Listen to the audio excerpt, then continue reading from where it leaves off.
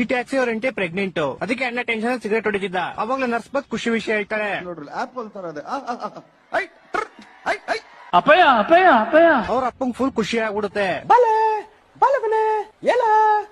Next ದಿವಸ taxi ಪಾಪು ಅಳ್ತಾ ಇರುತ್ತೆ. ಅಪ್ಪಯ್ಯ ಅಪ್ಪಯ್ಯ ಅಪ್ಪಯ್ಯ. ಅದಕ್ಕೆ ಒಂಚೂರು ಬಿಸಿ ಬಿಸಿ ಇಂಜಿನ್ ಹಾಲು ಕುಡಿಸ್ತಾರೆ.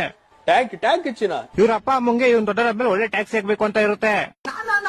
ಆದ್ರೆ ಅಣ್ಣಗ್ ರೇಸಿಂಗ್ ಕಾರ್ ಆಗ್ಬೇಕಂತ ಆಸೆ ಇರುತ್ತೆ. ಯಾವ ಇವೆಲ್ಲ ಜನ್ಮಕ್ಕೆ ಹೋಗೋ.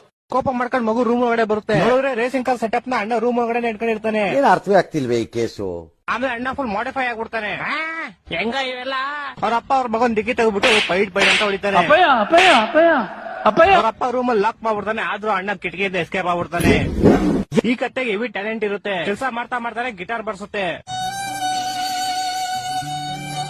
ಇಲ್ಲಿ ಎಲ್ಲಾ ಪ್ರಾಣಿಗಳು ಸೇರಿ ಶಿಪ್ ರೆಡಿ ಮಾಡ್ತಾ ಇರ್ತಾರೆ.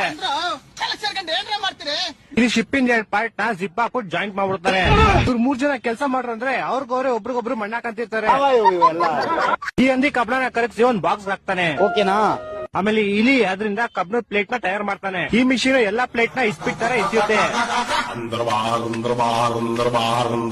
ಇವರೆಲ್ಲಾರು 2095 ಬದುಕ್ತವ್ರೆ. ಈ ಕೋತಿ ಕಸದ ಒಳಗಡೆ ಹೋಗ್ಬಿಟ್ಟು ಕಸ ಕ್ಲೀನ್ ಮಾಡ್ತಾ ಇರುತ್ತೆ.